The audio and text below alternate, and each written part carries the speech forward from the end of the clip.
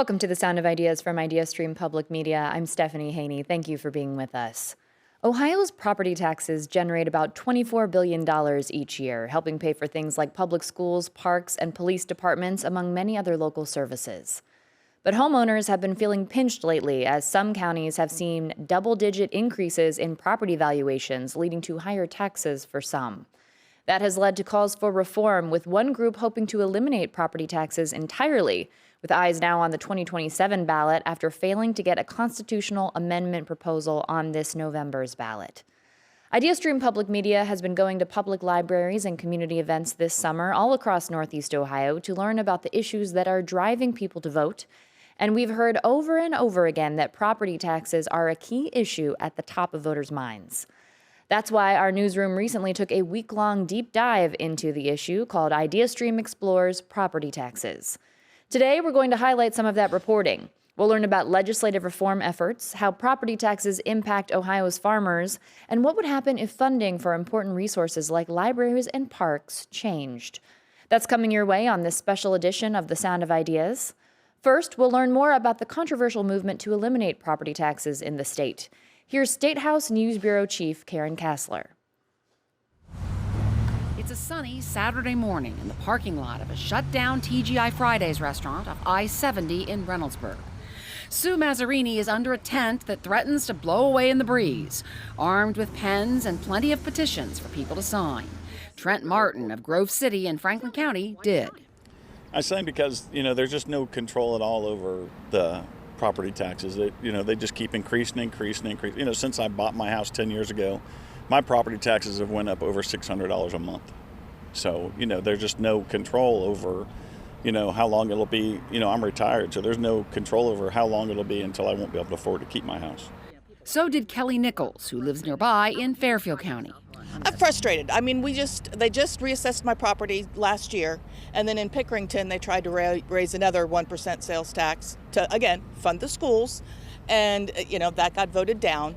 I think people are they're tired of the property taxes constantly being used and misused by our school systems. Some signers share stories and anecdotes about senior citizens on fixed incomes not being able to keep up with soaring property taxes. That's one reason Candace Mitchell of Columbus signed. I will say I am a little sad. I wouldn't say mad. I have neighbors that were an older couple. The wife had purchased the house from her father. It had been in their family pretty much her whole entire life. She passed away. The husband wasn't able to keep up with the property taxes, and they took it. The state took it. So he was misplaced, and it's just a really bad situation all around. And it just hurt my heart to see that happen to them. The all-volunteer group started last year with no real organization. Now there are 11 regions, each covering 8 counties. Sue Mazzarini says she's done several pop-ups like this one on the Franklin-Fairfield County line and gets about 80 people each time. It's really funny when some of them get out of their cars, they are power walking over to us. And you go, oh, you look like you're on a mission. And they go, yes, we want to sign. Where do we sign? Where do we sign? And it used to be when we first started this, you had to have more of a conversation. What are we going to do to replace? What are we going to do to this? And now they are so frustrated at wits' end. About $24 billion in property tax revenue was raised last year by levies approved by local voters for schools, first responders, libraries, children's services, agencies on mental health and aging, zoos, and other local services. But there's suspicion of whether all that money is needed. Derek Whiting is among those with questions. The Columbus father of 10 says he's worried about soaring rents and wants to know where all the money goes. I really feel like they cheating us. I'm going to just be honest. So it's so much more. They got, like I said, come on now, if marijuana's legal, where that money going? That's a lot of money. Then they already cut all the school programs. Anyways, where's all of this money going? I mean, we can probably get in there and really look for it, but we ain't gonna really find it. Breakdowns of tax levy distribution are included in bills mailed to homeowners by county treasurers and on most counties' websites. That levy money doesn't include the $70 million collected in the first year of taxes on legalized marijuana, because state law directs it to communities with dispensaries and other specific funds. The Ohio Lottery is also often singled out as a source of potential revenue, since all profits go to education. It brought in $1.4 billion in profits last year, around 12% of the state's total K-12 education spending. Many signers say there's a better way than property taxes to raise the money for police, EMS, teachers, and local services, but aren't sure what that is. Others suggest hiking the state's sales tax, which officials have said would have to more than triple to around 20%, and that would hit lower-income Ohioans especially hard. State lawmakers have said they've passed reforms to lower tax bills and have more coming. Donna Anderson has been holding signs directing traffic to the parking lot. It's her first day on the job as a volunteer. And she says those who respond are trying to send a message to those lawmakers. I think the legislators haven't listened to us so far. And maybe if we get enough signatures, they'll finally take notice and really listen to the people. People want this. People are tired of the data centers. They're tired of the property taxes. And if we could get them to at least take notice and say, hey, there's a powerful group out here that are lobbying for this, maybe we can get them to lower our taxes in some way. I just hope it happens. Well, lawmakers will tell you that they are doing that, They haven't. They're really not, because I've been watching them. They need to listen a little better. Though property taxes are locally approved, collected, and distributed, priorities in state spending often come up, such as the $600 million for the Cleveland Browns domed stadium in Brook Park. The state budget actually directed that money to come from unclaimed funds. But a court battle is holding that up, and lawmakers may have to find that money another way. Axe Ohio tax volunteers plan more signing events at businesses, outside big events, and even at people's homes. Mazzarini said 97 people signed petitions at this event, and she plans to be back in this parking lot on the next 2 Saturdays. IdeaStream's State House News Bureau Chief Karen Kassler joins us now to talk more about the Axe Ohio tax movement and legislative reform efforts. Karen, thank you for joining us by video from Columbus. Hey, great to be here. If you would like to join this conversation, you can call us at 866-578-0903. You can also email us at soi@ideastream.org or send us a message on Instagram at The Sound of Ideas. Now, Karen, in your piece that we just played there, you spoke with a lot of homeowners, and some of them were saying their property taxes went up over $600 a month. One anecdote mentioned the state taking a home from an older couple due to rising property taxes. What do you make of the growing support for Axe Ohio tax, which began only about a year ago? Well, I don't know how much actual support this movement does have, because they did not collect the signatures that they needed to put this amendment on the ballot this year. And they needed around 414,000 valid signatures, which means they probably needed to collect around 700,000 signatures, and they weren't able to do that. So I'm not sure about the popularity of the idea of signing a petition to ask voters to completely eliminate property taxes. But there's no question that people are concerned about property taxes. They're very frustrated, and they don't think lawmakers are doing enough. Even though levies are locally approved, collected, and distributed, they feel like they're just not getting, they're paying too much. So the Axe Ohio tax movement did not succeed, as you mentioned, in getting the signatures needed to get on the ballot in November. Is it that simple? Is that all that the constitutional amendment would have done, is just ban property taxes? Is there any more to it than that? It's very simple. That's all that it would do, is abolish property taxes. It would not come up with a funding mechanism to fill that $24 billion hole that would be created if all local property taxes were eliminated. And I should mention in the piece there, one of the people I spoke to talked about how her sales tax, there was a sales tax proposal on the ballot, and she said that would fund the schools. It's important to note, sales tax do not fund schools. Sales taxes do not fund schools. Schools are funded by property taxes, and they're also funded in some districts by income taxes. And so that's the question for a lot of folks. Even people who signed this petition have wondered, what do you do to continue to fund schools, law enforcement, libraries, all sorts of state or all sorts of local agencies? What do you do to support those if you don't have property taxes to pay for those? And nobody seems to have that answer. And this effort, it is ongoing. Is it something that we should anticipate seeing potentially on the 2027 ballot? Well, they say that they're continuing their progress and they can keep the signatures they've already gathered over the last year or so. However, the longer you wait to submit signatures for validation, the more likely it is that your signatures are going to get thrown out because people move, people die, that sort of thing. You have to have only valid signatures to submit. But there's also going to be a huge pushback here if indeed they get close to the ballot or they make the ballot. You've got a group of about 65 local leaders, libraries, business groups, union groups that have come together to send a message that this is a terrible idea, that eliminating property taxes completely would cause massive job loss in Ohio, would lead to the destruction of local services. And you also have some state lawmakers, most state lawmakers, as a matter of fact, who would be coming out saying this is a terrible idea. So if it does make the ballot next year, there's going to be a huge campaign to stop it. IdeaStream Public Media's education reporter Connor Morris talked about how voters only approved about 1/3 of school levies this May. You mentioned there was some confusion among the people that you talked to about how schools are funded and what could happen there with mention of sales tax. Well, that compared to 2/3 of school levies passed the previous year, based on Connor's reporting. Did you hear a lot of frustration about money going to schools and other services when you were talking with Axe Ohio tax supporters? Well, I think it really does show how confusing school funding is for people because they know there are local property taxes. They also know that the state is involved in some way. But there's this question, do sales taxes go to support public schools? The lottery, that is supposed to go to support public schools. What about marijuana money? You heard some of that in that package. But those things do have direct destinations for that money. Marijuana money does not go in any way to schools. It goes to very specific things that were outlined in the law that Ohioans voted on.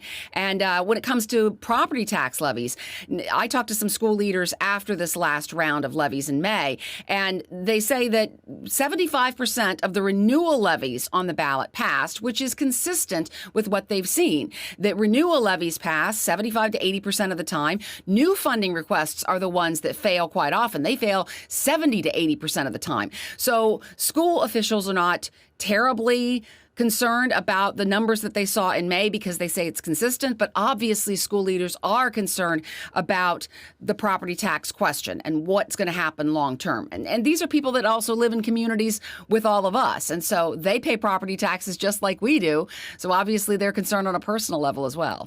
Let's talk a little bit about what is happening in the State House. What have lawmakers in the State House said about ideas that could replace property taxes, like sales tax, for example?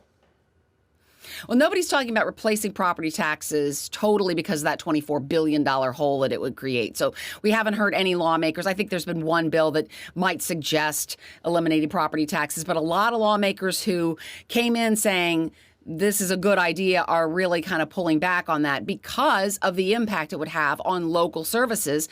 And those local governments would be either raising taxes dramatically, cutting services dramatically, or coming to the state for help. So if this gets to the ballot, you're going to see some state lawmakers, Republicans and Democrats, pushing back on that. The most recent budget correction bill did have a one-time credit on the homestead tax exemption, which reduces property taxes for older and disabled Ohioans. It was only a one-time credit, though. And so it'll show up on certain homeowners' bills this time, but it won't going forward. And so that's the question, is how do you move forward and have property tax relief that goes long-term? The legislature has been primarily focused on income taxes and lowering income taxes, but they still said they've heard more about property taxes than anything else. The only bill that I think that has been proposed that would be really kind of a big change would be Republican Senator Andrew Brenner's bill. It would replace local school property taxes with a single statewide 20 mil property tax. It would also increase the sales tax by 1 3/4%, bringing the total state sales tax to 7.5%. That doesn't include local taxes. Now, this bill hasn't moved at all, but it's one of the ideas that some lawmakers are at least considering, though Brenner did not win his primary, so he won't be back. But this is, kind of, I guess, a direction that lawmakers could go. And we should note that if there were to be an increase in sales tax, if that were to be something that supplements or maybe even replaces property tax in the future, that it is something that would disproportionately impact lower income people because those people would be then paying the same percentage of sales tax but coming from a smaller pool of income to do that. Now let's talk about... Absolutely. Go ahead. No, I was just going to say absolutely. And that's in some of the criticisms about the abolish the property tax movement. There's been this claim that it's actually that sales tax that is really the most regressive because everybody does have to pay it. And property taxes were considered at one time to be more fair because people who were wealthier had homes that were more highly valued. And so they paid more. But now you're seeing these home values increase dramatically. Mm-hmm.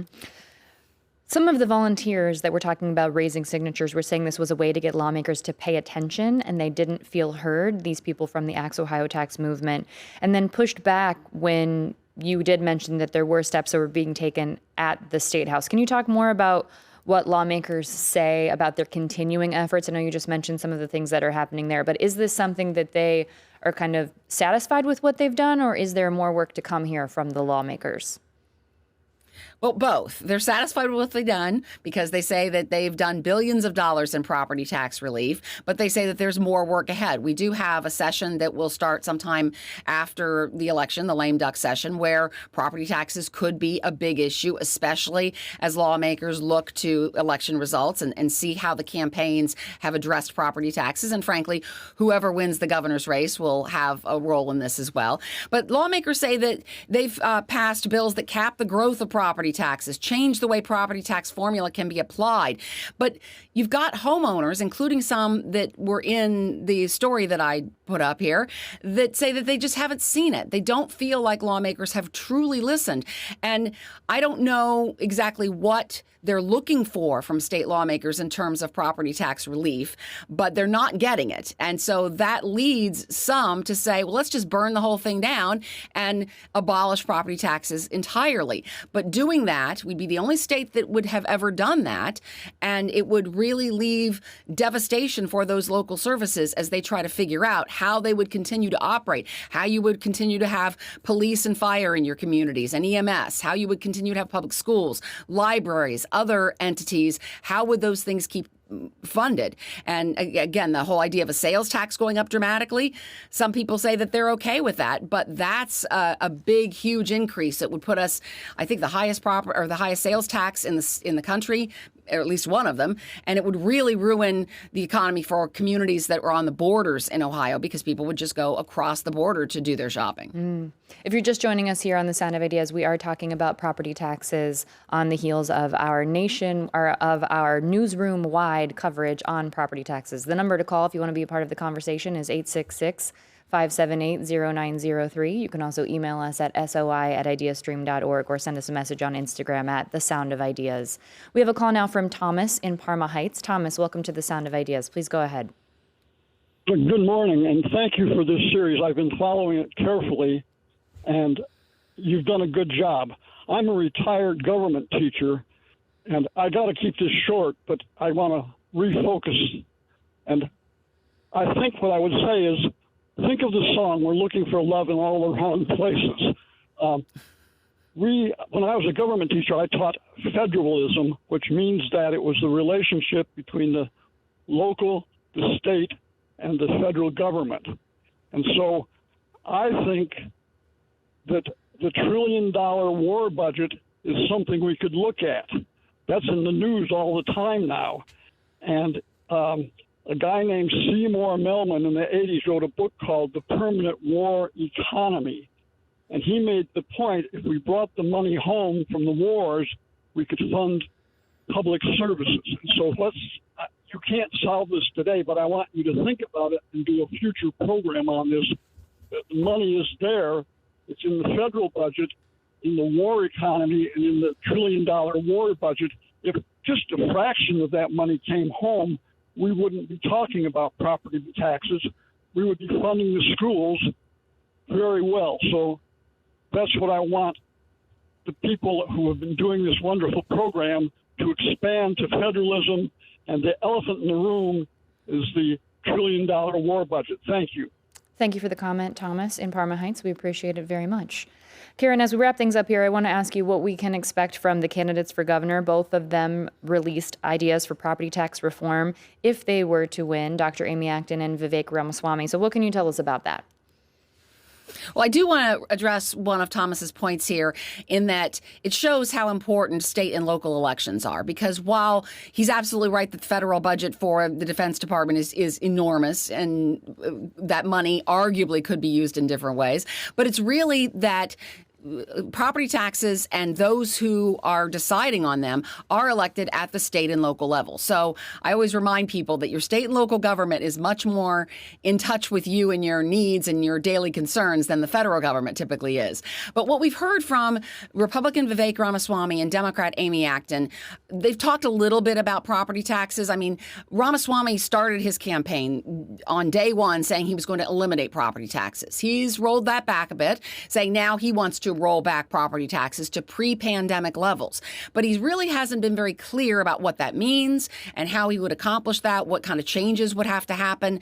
It's really unclear how he would make that happen and what the timeline of that would be. And then Amy Acton, her proposal is much more targeted. She's talking about targeted cuts for, say, raising the homestead tax exemption, the income limit, so that more people would qualify for that. More older and disabled Ohioans would qualify for that. She'd also create something like a circuit breaker, which is a bill that's been proposed several times at the State House, that would trigger a rebate or a tax cut for individual homeowners when their property tax bill increases by a certain percentage. And so her idea would tie income to that as well, and she would say that there'd be about a $1,000 credit potentially for people whose property tax bills went up more than 4%. There's another part of her plan that would require the state fully fund the Fair School Funding Plan, which the state moved away from in the last budget. That's potentially the most expensive thing here, because Policy Matters Ohio, which is a progressive think tank, estimates that not fully funding the Fair School Funding Plan in the last budget was about a $2.75 billion package that was not done. So that would be money that the state would then come up with to fully fund her plan as she's got it out there. So we wait to hear more from both of these candidates about specifics on what they would do, because obviously property taxes are still a concern, and homeowners and even renters are really getting frustrated. Sure. IdeaStream State House News Bureau Chief Karen Kassler joining us from Columbus. Thank you very much for continuing to cover this issue. We appreciate it. Great to be here. We are continuing with our special Sound of Ideas episode on property taxes from IdeaStream Public Media. I'm Stephanie Haney. Thank you for staying with us. We just heard about homeowners who are fed up with property taxes and learned about reform efforts being talked about in Columbus. But now we'll learn about how rising property taxes are impacting a distinct group of landowners, farmers. IdeaStream's engaged journalism reporter Richard Cunningham reported on how farmers are faring in today's economic landscape. He joins us in studio now. Richard, welcome. Thanks so much for having me.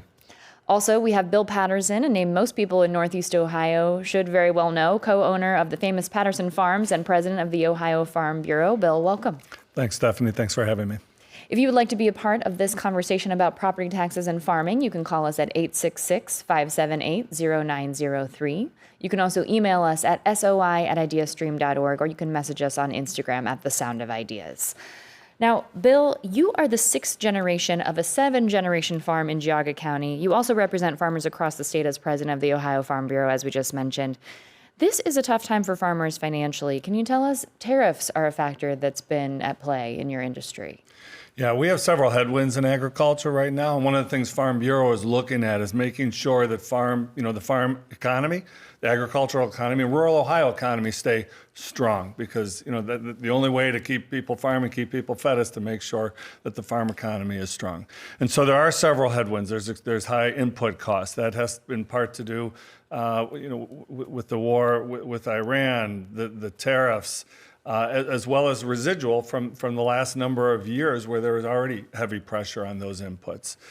There's the expense of things in general is high, and the price that we get for the commodities, for corn, soybean, et cetera, is lower than the recent 20 years historical average. So we're facing multiple headwinds, and we want to just make sure that we understand all of these issues to make sure that we can make a good effort to make sure that the farm economy remains strong. Sure. And as we have been talking about property taxes, now let's talk about that piece and how that's impacting farming. Richard's report says that Ohio farmers, Bill, property taxes have risen tenfold since 2005 for farmers. Can you talk about how farmers are taxed when it comes to property, which is different from homeowners and businesses? Yeah, Yes, in the mid-70s, due to a good partnership between conservationists and agriculture and basically the general population of Ohio, we passed what was called CAUV as a constitutional amendment. That's Current Agricultural Use Valuation.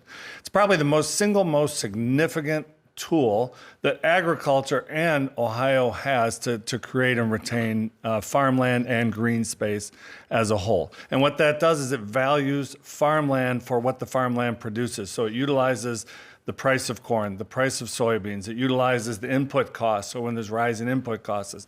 It uses the cost to borrow money, so the capital cost to be able to borrow money and acquire land. It utilizes those all into a formula. It utilizes the quality of the soil. So how much can that soil how much crop can that soil create? And so it creates different soils have different levels, and it creates an amount of land that reflects the value of the land for farming purposes. Okay, thank you for breaking that down for us. Now, Richard, you spoke with other farmers about the CAUV, like fifth-generation farmer Jay Pickering, who says the application process can be kind of tricky. Tell us what you learned there. Yeah, so speaking with Jay Pickering, he's a farmer out in Avon and Lorain County. He says that there's a little bit of bureaucracy that comes with this program. A big problem is that everything has to be filled out on paper, right? It's not electronic. You have to actually fill out the forms and send it in through the mail. And a big problem with that is that in Lorain County for Jay, he says that you don't really get a notification if you send it off and they've received it. You only get a notification if something is wrong with your application. So farmers will fill out this application, send it into their local farm bureaus, and they won't have any kind of feedback from the county at that end. And also, there's a lot of red tape that you have to jump through to make sure that your land is eligible, right? I talked to Jay about this, and he says a big issue for him a couple of years ago was he applied, and one of his acres wasn't counted towards the CAUV program, and he saw his property tax bill jump by $7,000, and that's just 1 acre out of 12 acres. So imagine if they didn't get the form or the entire form was wrong. You could imagine what his property bill could have looked like. And so he had to spend thousands out of pocket with lawyers and surveyors to make sure that they could get that acre of land counted back. So there's a lot of administrative problems with this program. And do we know anything about the processing time? How long it takes from application to actually get the response? From talking to Jay, it kind of varies from county to county, right? Counties that have a bigger portion of rural resources, right, towards towards farmers and this program, they might have quicker reaction times than smaller counties who might not have as much as administration towards this. Okay. Bill, do you think there needs to be more legislative reform to help ease the burden on farmers? So one of the things I was going to mention, I appreciate Mr. Pickering's concerns. There is some legislation brought forward by Representative Thomas and Representative Peterson that will address some of those issues, creates accountability, creates clarity, which is the biggest thing that agriculture needs. Is you think we're sixth generation for a seventh generation farm, I'm sixth generation. If we're going to keep having generations come back to the farm, we need to understand what the playing field's going to look like. And so the bill that they've brought forward really addresses a lot of the concerns, allows for, you don't need to apply every single year when you have the same things. It looks at how we value different pieces of farmland, and it creates a statewide template. We really struggle because in Farm Bureau, our members, one of our diehard things is local control. We want local control. At the same thing, we want things evenly applied across the state. And so we certainly appreciate those auditors that really understand the program and are willing to share their knowledge across the state. So there are some legislative fixes. We do very much appreciate very recently that the tax commission sort of came by with some tweaks to the CAUV formula. What was created in 1975 as a concept was applied differently in 1975 than it is today. And so the way we look at certain farmlands and certain farm byproducts of farmland, so roads and barns and facilities, and is different today than it was then. So we appreciate the fact that we can continue to interpret it to reflect current agricultural practices. That's been very important, and that's one thing where Farm Bureau really shines signs. Farm Bureau comes out there, speaks for all 60,000 farm family members that we have as a consistent voice to the tax to make sure that that's being applied in a way that's consistent with what the voters approved in the mid-'70s. Richard, in your reporting, you talked with economist Howard Fleeter. What did Howard say about what would be helpful for farmers? Yeah, so for this piece, I spoke with Howard. He's an economist based in Columbus, focusing on tax policy and public finance. And one thing he explained to me is that for these tax assessments, they come every 3 years. And that 3 years, you don't really hear back from the administration. So you can see your tax bill jump a big amount within 3 years, and you had no clue where that money was coming from. And so he had a suggestion of maybe instead of those tax assessments coming after every 3 years, maybe they come annually. So the way he explained it to me was if at the end of 3 years, you see a tax bill jump, say 30%. Would it be easier for farmers to see that 10% come at the end of every year? That way they can plan, like Bill said, and have that clarity beforehand, and be able to expect that bill to jump up by 10%. Or would it be better for them to get that assessment at the end of 3 years? Now, again, this was rhetorical. He hasn't done a lot of research into this yet, but it could be an idea to help reduce the blow and the impact of property tax jumps. As I'm thinking through this and I'm thinking how that math would work, that sounds like paying more money if you get those incremental increases, because you would have those 3 years of paying that lower value, but then you have the 30% increase. Just something to think about as we kind of figure out what is the future of property taxes. Right. Bill, we did just hear Karen Kassler talk about people who have signed on to a movement called Axe Ohio Tax to ban property taxes in the state of Ohio. What do you think of that idea? Well, as I was, I just had some information here to reflect, and I put it there, and I put the big thing that I wrote on top here is member. And at the end of the day, it comes down to our members. And we are a pure grassroots organization. Our members get together every year and vote on policy. And in December, with significant 380 delegates representing our 60,000 members in a room, and they spoke very loudly that they were not in favor of the outright elimination of property taxes. We're also very much in favor of reviewing the current tax situation. I mean, there's four main buckets of taxes that are coming in there, and it's a balance of where those different taxes can be. And if one gets out of whack, we feel it, and that's what you're feeling right now. Is one has sort of gotten out of whack with the rest of the world, and we have to make sure that we can figure out how to do that. And I want to really applaud Representative Dave Thomas. I just mentioned him a moment ago. There is two commissions that were put in place in 2024 and 2025. They did great work, and they came out with some recommendations, and nothing necessarily occurred on the back end of those recommendations. And David Thomas said, and other legislators in the state said, we're going to get this done. We're going to address the concerns we have. And if you've gone to the mailbox in the past week, or some maybe still be coming, I got my tax bill is 12% less than it was before as a result of the four bills, specifically the four bills that were passed in December, and really the full effect is not going to be occurred to the end of the year. So we do think that those legislators are listening. We do think that they're reacting to that movement to say, this is out of whack, we need you to do something about it. And they're saying, we're going to get it done. We appreciate the work that's happening. We appreciate a handful of the bills that are still in the pipeline right now to be able to get that done. And we think that the process is working. We think there's a lot of work to still be done. And we do think that we need to look at those four pools of dollars, where they come from, and how we can best still affect our local expenses, right? And we have local expenses, and property taxes is probably the best, most local way for us to express our opinion of how our leaders should be spending their money. And so we think it's a very important part of things. But we do realize that the whole thing needs to be fixed, and we appreciate the work being done. You mentioned Representative Dave Thomas in the Ohio legislature. We did have him on the Sound of Ideas on the Monday, July 20th episode, in case anyone would like to go back and find that and watch and listen to that. Richard, what did other farmers like Jay Pickering think about abolishing property taxes? Well, speaking with Jay, he says he's not in favor of abolishing the property taxes. He says these are lifelines for especially smaller counties to have fire, to have police officers, and especially for schools all over the state of Ohio. So for Jay Pickering especially, abolishing property taxes is not in his plan. However, he does think that the state could take a bigger portion of the tax bill. So that could be through state taxes or income taxes, raising those taxes in order to fund schools and for fire and police in smaller counties. Again, we haven't seen much of that happen on the legislative level, but it is an idea that people are proposing. If you are just joining us here on The Sound of Ideas, we are talking about property taxes on the heels of our newsroom-wide initiative, IdeaStream Explores Property Taxes. If you want to be a part of the conversation, the number to call is 866-578-0903. You can also email us at soi@ideastream.org or send us a message on Instagram at The Sound of Ideas. Marvin emailed in with this comment. I think we need to stop basing property tax increases on unrealized value increases. That's what forces people to sell their homes. We all know if we can afford the taxes when we buy the property at the sale price, so it's fair to use that. But when it comes to increases, it should be based on what the owner has the ability to pay. Marvin, thank you very much for that comment. And now I'd like to thank our guests for being with us here. Bill Patterson, co-owner of Patterson Farms and president of the Ohio Farm Bureau. Thank you for being with us. Thank you very much for having us. Also with us are Richard Cunningham, IdeaStream's engaged journalism reporter. Richard, thank you very much. Thanks so much.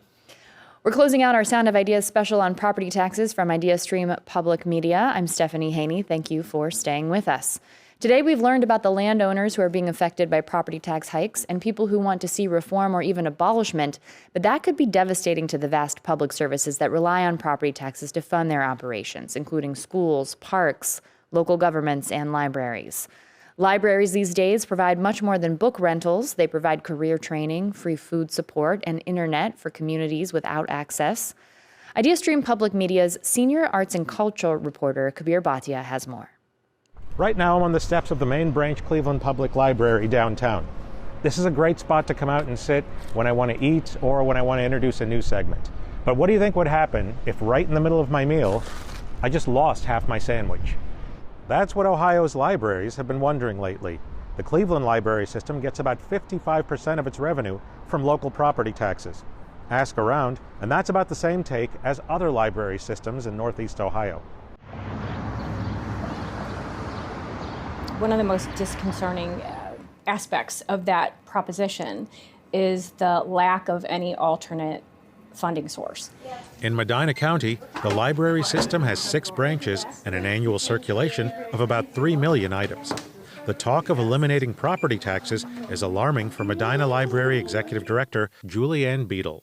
But when I go home at night and living in Medina County, I worry about my police and fire and my school district. It kind of blows my mind to think about pulling the rug out of local government, including public libraries, right? Medina's library spends about 60% of its budget on operating expenses, the same amount it receives from property taxes. If property tax levies go away, Beadle says the library would have to make major cuts. Number of branches that we could keep open, the number of books that we could do, the number of people we could employ. It's not that I don't think that property taxes need to be reformed or looked at. It's that I think it needs to be done in a thoughtful manner with time to make sure that we can manage consequences. Ohio's libraries are already reeling from cuts to the state's public library fund instituted in 2025. In Medina, that accounted for 40% of the budget, and the same goes for the Tuscarawas County Public Library. Ohio libraries do not benefit from any county sales tax, city income tax, school district income tax, casino or marijuana income tax. The revenues that public libraries receive are from the state and from local property taxes. Of the $24 billion collected from Ohio property owners each year, only about 2.5% goes to public libraries, according to the Ohio Library Council. But cutting that, according to Michelle McMorrow-Ramsell, director of the Tuscarawas Library System, would be, quote, devastating. We're in a rural area here in Tuscarawas County. There are areas of our community that's not about not having money, it's that they don't have internet access. They'll use a meeting room and borrow one of our laptops so that they can take their online test or so that they can do a job interview. Ramsell says one-on-one services that library staff provide will suffer the most. People who need to apply for Social Security and they need to do it online, or unemployment and they've never done that, they don't have an email address. Of course, less revenue could mean fewer books to check out, too. For families that are trying to make sure that their kids are ready for kindergarten and they're wanting them to read 1,000 books before kindergarten, who has 1,000 books in their home? Who can afford to buy 1,000 books? Not too many people, but they can come to a public library and check those out. Ohio's public libraries get some of their funding from grants and donations, but about 80% of them rely on property tax levies, and Ohio voters have been supporting those levies. In 2026, 14 library systems had levies on the ballot, and 12 of them passed. In 2025, 18 of 20 passed. So, as petitions circulate to abolish the property taxes, do voters know that that includes public libraries? I think that in general, we hear and see a lot of misinformation, a lot of opinion masquerading as fact. And so absolutely maybe not having a good working knowledge of how the taxes are approved and how they're divided. Thanks for coming along for this lesson about how Ohio's libraries are funded. Now, full disclosure, I was once a trustee here at the Hudson Library, and they get 70% of their funding from property tax levies. Joining me now in studio to talk more about how libraries depend on property tax funding, we have Kabir Bhatia, our senior arts and culture reporter. Kabir, welcome. Thanks for having me.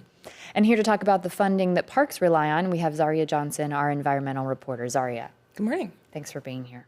Now, Kabir, you reported the piece that we just played with help from our multimedia journalist, Igal Kaufman, and found that some library systems get as much as 60 or 70% of their budget from property taxes. So how concerned are library leaders that their funding could be affected with reform or even abolishment, and then voters might not be aware of this as a possibility? Yes. When we were in Medina, they said it's really just about educating people that this does affect. You know, as I said on the tape, 2.5% of that $24 billion that's collected goes to libraries. That's a small part of what's collected, but for libraries, 60, 70%, I mean, even Cleveland Public, I think it's 55%, the main Cleveland system. That's a big haircut to take if they're going to cut all of that out. So obviously they're concerned, and as they were discussing, there's a lot of services and just personnel that would get cut. Are you getting the sense that people are, I know you talked about some of the confusion there, that people are aware of this in the communities, exactly how much of this is funding libraries? Well, as far as Axe the Tax, it seems like that message maybe isn't there. A lot of people realize about police, fire, public safety, that's going to be impacted or would be impacted. But public libraries, a lot of people don't realize that's part of the equation. They know that there's a property tax levy or just a levy that they vote on for their library. And as I said, 30 of 34 passed in the last 2 years. Ohioans, we love our libraries. So people probably don't realize that this thing that I love and go to all the time would be impacted if this went away. Yeah. And libraries have already seen major cuts in recent years. Kabir, can you tell us about that? Yeah, the public library fund got cut. In Medina, they said 60% comes from levies, 40% had come from that. So they had to do a lot of fancy footwork once that was taken away last year to really figure out what they were going to do as the public library fund came under fire as well. All right, Zaria, let's talk about parks now. You spoke to a couple of park systems, people that represent those park systems. They said in essence that parks might have to close if funding were to go away? Yeah, I talked to Christine Craycroft with the Portage County Park District in particular. She's been with the district for 30 years. They were founded in 1991, so she's kind of seen the district go through the highs and lows of funding the district, and they didn't pass their first and only property tax levy until 2015. And so before that, they had to do they relied on philanthropy, donations, grants, local partnerships in order to make ends meet. But after receiving the levy, they were able to move forward with development, acquisition, purchasing new parks, getting new parks under construction. And so they've seen a lot of growth in recent years, but prior to that, it was a lot of up and downs. We do have some reporting from you, Zaria. We'd like to play that now, please. Really, it came down to the only option park districts have for funding that we control is to put on a property tax levy. We can't issue income taxes. We can't issue sales taxes. Sometimes people say, well, diversify your revenues. Maybe you could charge for services, charge for programs. Number one, we're public servants. We want to provide this amenity to the public. We want to reduce the barriers for people to get out in nature and enjoy the park. So we don't want to charge entrance fees. But beyond that, I mean, it would still take staff to be able to implement that program, and the amount of fees that you could get could never replace the amount that comes from the levy. So long and the short of it is we would likely have to close the parks. It's a small investment, a great payoff, and it's for the future. This is a legacy. We've inherited this wonderful natural resource, this natural heritage, and it's really our responsibility to provide that legacy to the next generation. Was Zaria talking with Portage County Executive Director Christine Craycroft there. Thank you for sharing that reporting with us, Zaria. If you're just joining us here on The Sound of Ideas, we are talking about property taxes. This is on the heels of our newsroom-wide effort, IdeaStream Explores Property Taxes. You can find all of that coverage at ideastream.org. If you want to be part of this conversation, you can call us at 866-578-0903. You can also email us at soi@ideastream.org or send us a message on Instagram at The Sound of Ideas. Now, Zaria, you heard similar concerns with another park district that you spoke with in Medina County. Yes, I spoke with the Medina County Park District, their executive director, Nate Eppink, and he had similar takes to Christine out in Portage County. The Medina County Park District was founded in the 1960s. They passed their first property tax levy in 1989, but before that, similarly, they went through those ups and downs as well. They operated for 30 years without a dedicated source of funding for the park district.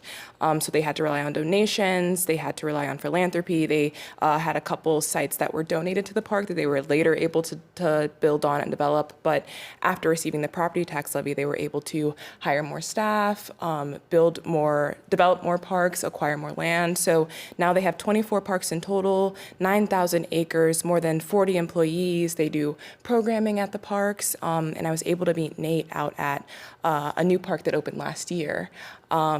And that land was donated by a family, but they had swinging benches that were funded through property taxes. The maintenance of the park is supported through property taxes. And so he told me that if they didn't have this source of funding, this $5 million a year to fund their operations, then that would leave them with very little options moving forward.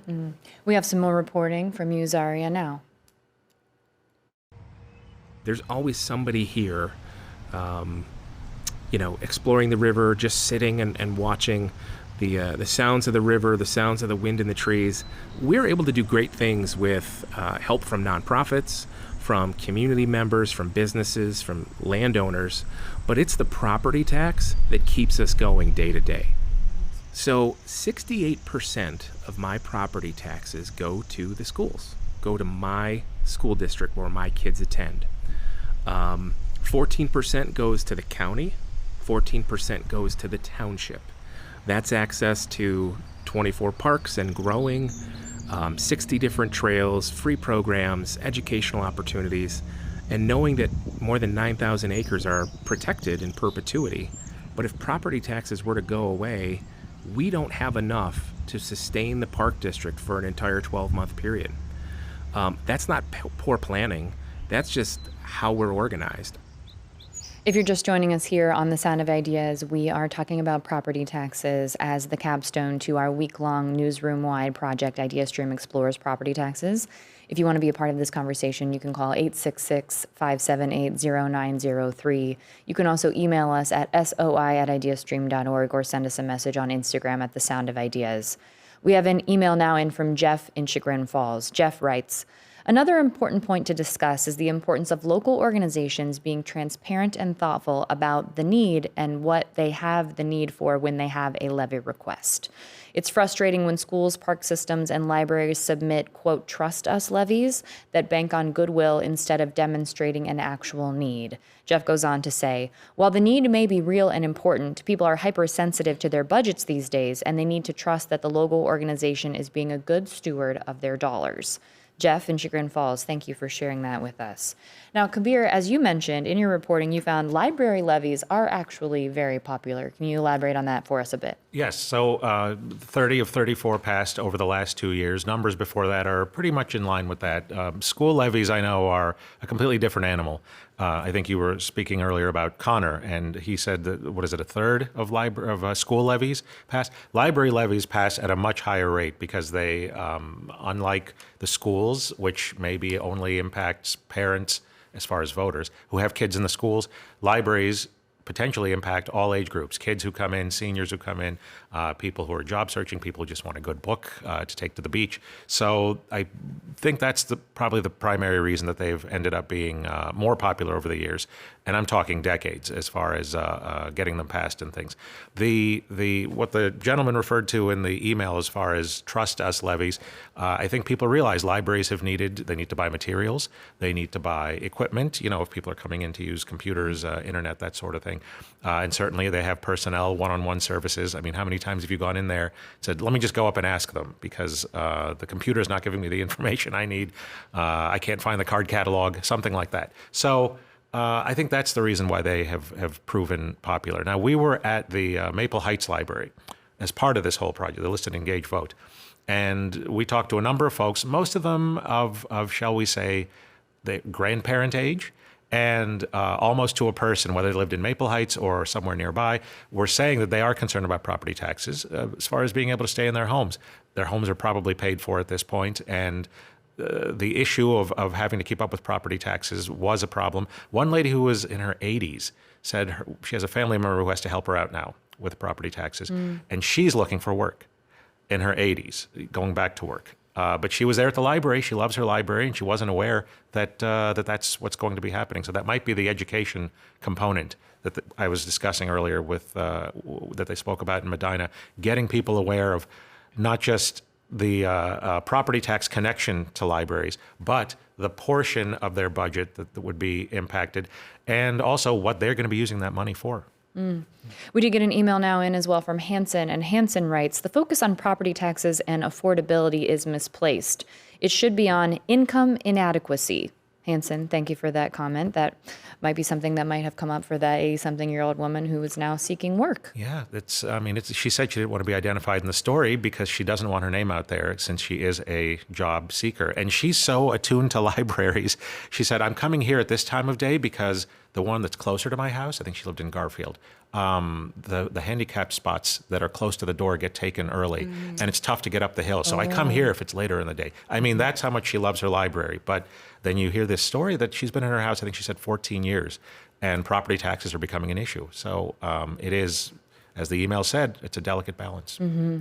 As you mentioned, Kabir, our Listen, Engage, Vote initiative, this is something where members of the IdeaStream newsroom have been going around to different libraries across the Northeast Ohio region to listen to people, to figure out what it is that they would like us to be covering ahead of the midterm elections coming up in November, excuse me. Zaria, what did you find when you were engaging in the Listen, Engage, Vote at the libraries? Yeah, property taxes is definitely top of mind for a lot of the people that I spoke with out in Akron and out in Strongsville. It's no surprise to us to hear that. We were very prepared for those responses, but it is a lot of my property tax bill is too high, but when it does come to things that people like to engage with, whether it's parks, libraries, schools, came up a lot in those conversations at the libraries. They want to still support these foundations of our society, but they just can't make ends meet at home. So it's a difficult balance. And even Nate Epping out at the Medina County Park District said, I understand, I hear you that your bills are too high, but at the same time, we need this money to do what we do. And without these dollars, we won't be able to continue providing you the service that you've come to rely on. I mean, people started going out to parks way more during the pandemic, and they're still seeing a lot of those benefits. And our local parks are still seeing a lot of this boost in numbers from coming out of the pandemic. So it is a balance that needs to be met. And these county park officials have said, we don't have the answer, but we just want to make sure that you know that we need these funds as well. Mm-hmm. And Zaria, park systems rely on property taxes, not just for maintaining operations, but also developing new parks. Can you tell us a bit about that? Yeah, and I wanted to go out to parks that were either funded or recently opened or in the works, funded through property taxes. So I was out at Zachary A. Weber Riverside Park in Medina County that opened last year, funded partially through property taxes and maintained maintained through property taxes. But in Portage County, I was at Kame Esker Bog Park. That's a park that's still under construction. It'll be opened within the next year or two, I believe.